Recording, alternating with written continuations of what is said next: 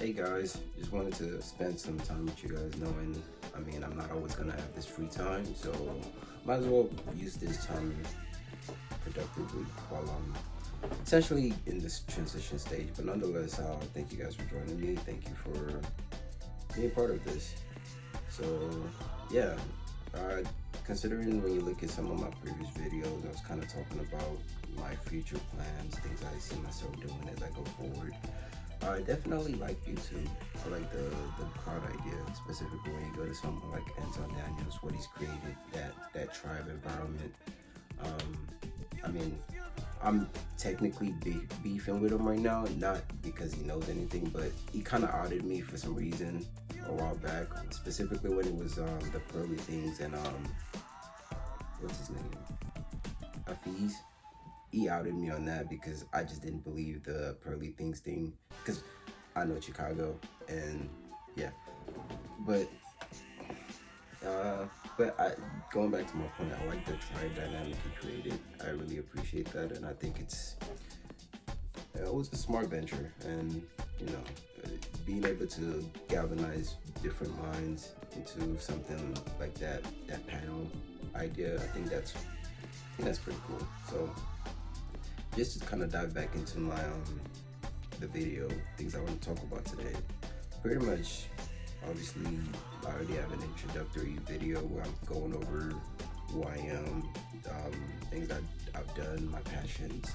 I am a mechanical engineer by trade, but I initially took the sales route. So one of the things that sparked up the sales dynamic for me was during my senior year in college, I participated in a pitch contest, which I had an idea for an app, a basketball app that kind of already exists, but it's the idea behind it that's supposed to make it, because when you're inventing things, nothing is new. It's all about the different twist you put into it. So, that idea essentially threw me into sales, and I never really understood what I would be doing. I had an idea of it because I do have a background in indirect sales, customer service sales, because I worked at PetSmart for a while. And while working at PetSmart, I pretty much had my own department, and I was just doing everything there. So translating that into manufacturing sales, it's essentially the same thing, just on a higher level.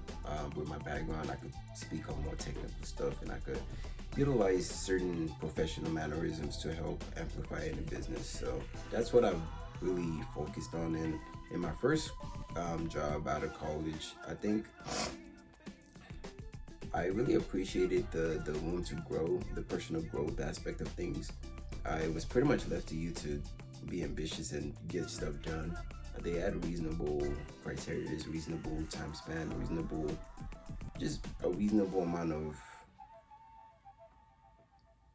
things that instills the sales dynamic in you, like, without it being so forced, strict. It wasn't micromanaged. That's what I'm getting at. It wasn't micromanaged, and there was an open way of explanation.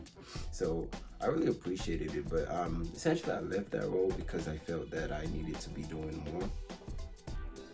Because you get to a certain stage where it's like I could see 2-3 years just being stagnant within the same system, the same algorithm. So for me, it was like, am I gonna stay here and wait, or could I be doing something more active that gets me engaged? And also the mentorship aspect of things. I'm someone that always looks for someone above me, or someone that I could learn from. So in that role, I felt like I became very stagnant, and I was looking for more challenge, and was trying to essentially put myself in a position where mentorship would be available, room to grow would be available. So yeah. So my next role was essentially a step up, right? So in the first role I was doing, so machine vision is a very niche industry. It's an industry that focuses mostly on like the visual aspect of the machinery, what you see, surveillance, robot eyes, inspection, cameras, lenses, lighting, those things essentially, it's like a very small dynamic of the bigger automation industry, but nonetheless, it's very important. It's more, I would consider it more advanced in regards to justifying why you charge more. So, yeah, so from that previous role, I was selling lenses that go in front of the cameras. Fortunately, I was able to get an opportunity in Canada where I was able to work with a camera manufacturer, which essentially encompasses the lens and the camera together. And now I guess my level of knowledge is increased after working with them. It wasn't a long period. It was more like a contractual thing. In my opinion, they actually let me go, which is a story for another time. But nonetheless, it was a very contractual based agreement. So they really just needed me for the show, if we could be practical about it, because towards the summer, from the previous trend that I saw in lenses, summer always has a dip. So not mad. Obviously, I was upset initially when they let me go, but nonetheless, it's just an opportunity, right? In chaos, there's always beauty. So that beauty is essentially what I'm waiting for now. But in doing that, I'm just putting myself out here, seeing how I could help communicate with people, just be that voice. I know I tend to like YouTube for the sake of like this consistent conversation going on. It's almost like just being around elders sometimes, just listen to them talk without having too much of an intake in it. Sometimes I might say something, but nonetheless, I like learning from other people. I like hearing what other people have to say, and then if it's something completely from where I think, I might try to steer it in a more practical way for me to understand and for them to understand my perspective. So a lot of times I don't try to debate people. I just like to have that conversation, because at the end of the day, you're not learning to be debating because you already know you're right. But anyways, yeah, so as far as my job aspect of things goes, that's where I'm at, looking for that next opportunity to kind of just demonstrate that I could be professional and I could help you generate revenue, right? So with that being said, I want to speak briefly on the dynamic of what I've been seeing from the African community. Actually, there's been a lot of podcasts, a lot of different things on YouTube, just kind of showing like there's a awakening of the mind that is actually being documented now. So in saying that, like I see a lot of African Americans going to Africa and building and just finding a way to try to connect with the community. One thing I would say about that is like, so there's this dynamic, right, within Africa that has always been there. Growing up in Nigeria myself, every place has their own mentality. When you go to Nigeria, growing up in Nigeria, we always had this this sense of worship for America. This, oh my God, this is where you need to be happy. This is like everything's gonna.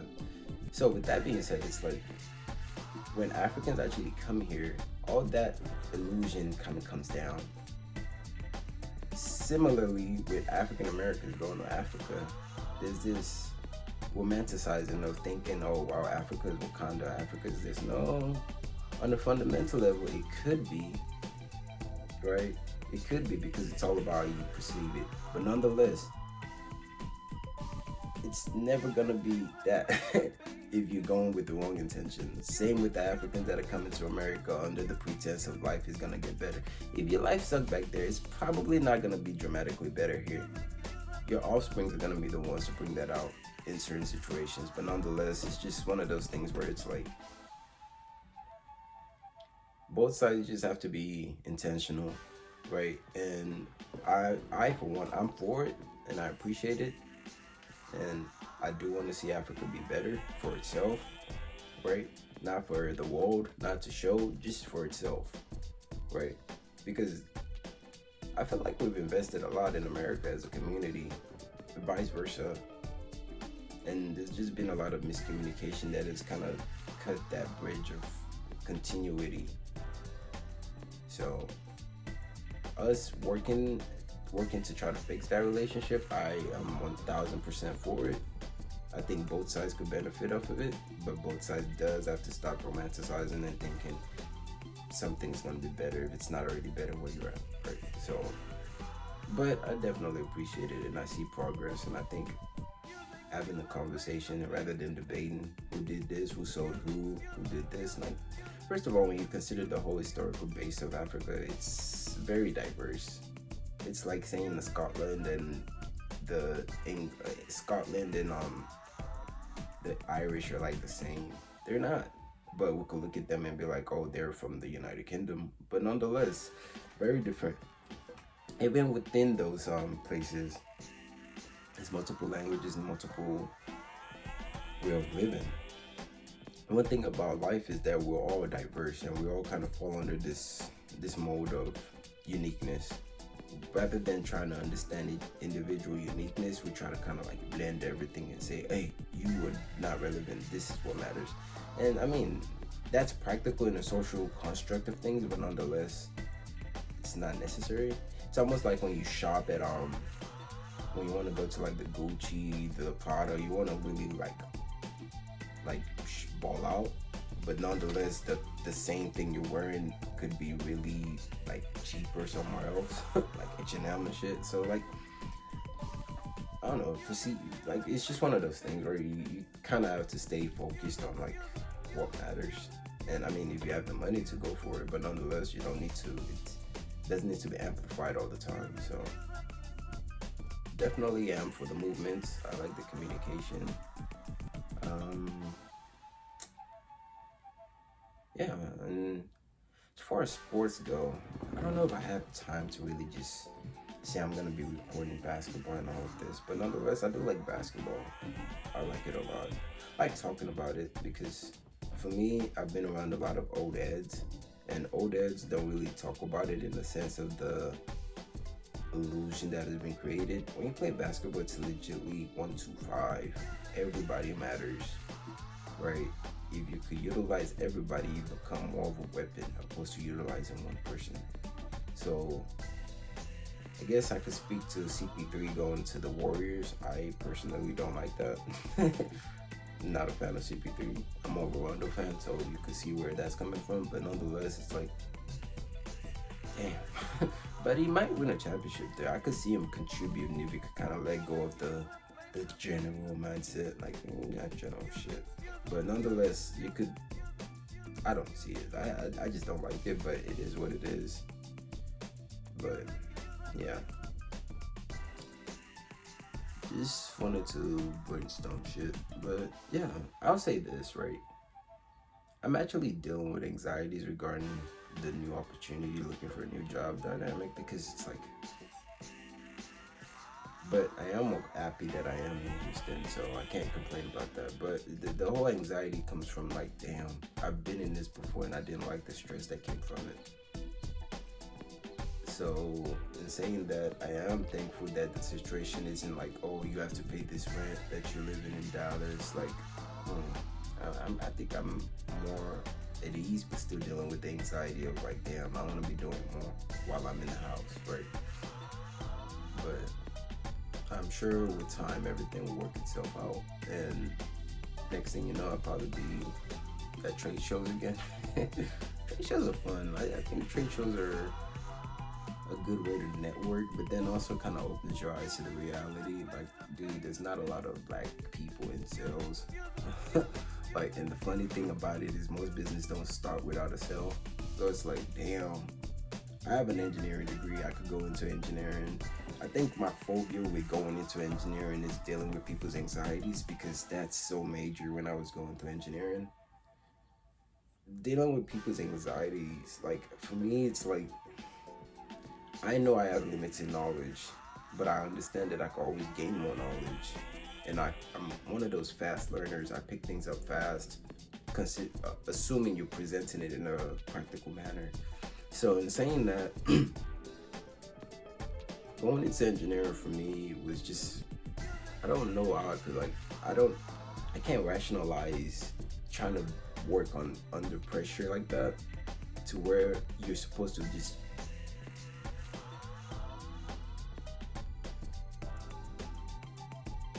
solve problems without really solve problems dealing with someone else's anxiety. That's a problem I have. Like if it's just this is work, this is what you need to do, boom, that's it. But then there's also this political business dynamic that you don't understand. Now you just like a machine just doing things. Like for me, all the anxiety aspect of things just doesn't bode well for me, which is funny enough because when you get into sales, you would think, wow, there's more stress there. But for me, it's like, I don't know. For me, sales is just not